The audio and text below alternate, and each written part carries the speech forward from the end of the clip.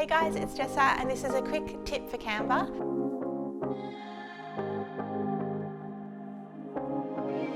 Just before I jump in, I wanted to let you know that I am using a Windows computer. So if you are on a Mac and you hear me say Control, for you it will be Command. Just a final note as well, this tutorial unfortunately isn't for tablet or mobile devices. Okay, so I'm going to jump into it. Down this sidebar here, I want you to click text.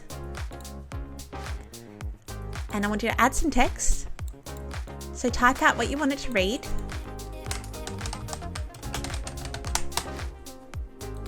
And adjust the font as needed.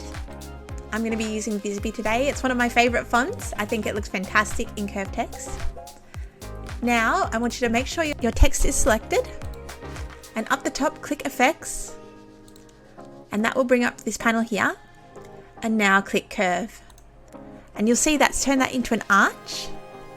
And this slider down here adjusts which direction it curves in and then the amount that it's curved.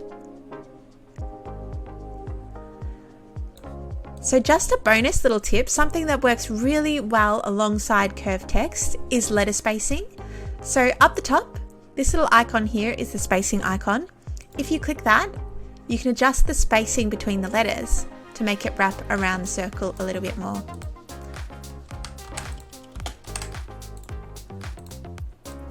And that's done. How good does that look?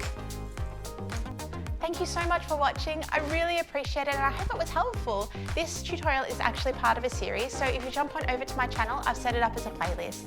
Finally, if you have any questions or have an idea for a video you would love me to make, please drop them in the comments below.